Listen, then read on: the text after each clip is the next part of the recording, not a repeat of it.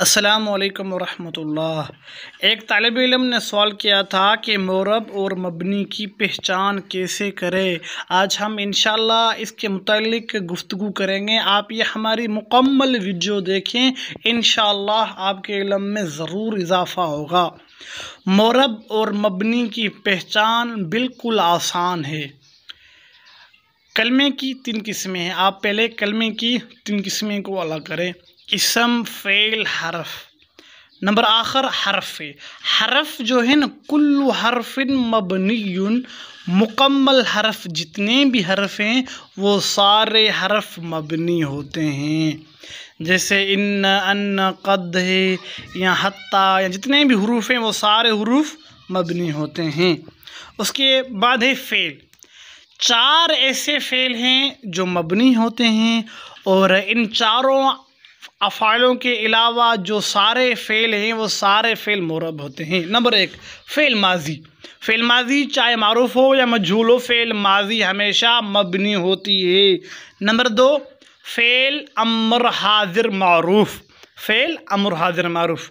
Number 3 وہ فعل مضارع کے 2 صیغے، جمع مؤنث غائب و حاضر، یہ 2 صیغے ہمیشہ مبنی ہوتے ہیں۔ نمبر 4 وہ فعل جس کے ساتھ نون تاکید متصل ہے۔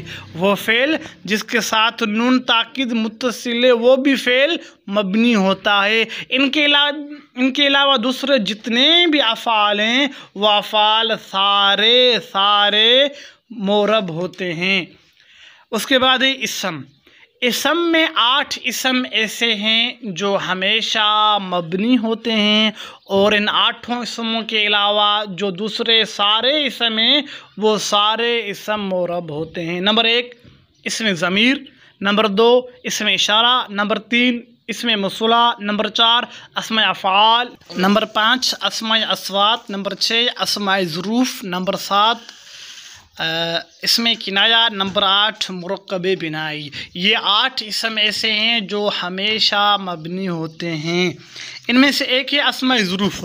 اسماء ظروف جو اسم ظروف ہوتے ہیں وہ مبنی اس وقت ہوتے ہیں جو ان کا مضاف الیہ معنوی محذوف ہو۔ ان کا مضاف الیہ جو محذوف ہوگا تو پھر یہ اسماء ظروف مبنی بنیں گے۔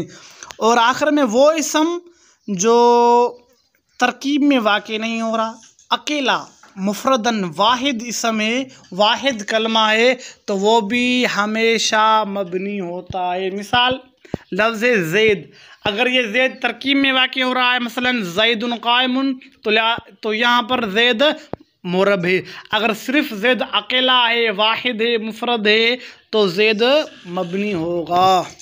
ان کے علاوہ جو دوسرے اسماء ہیں، مثلا اسم فاعل، اسم مفعول، یا اسم تفضیل، یا اسم اعلیٰ، صغریٰ، کبریٰ، وسطیٰ، یہ سارے اسماء ہمیشہ معرب ہوتے ہیں۔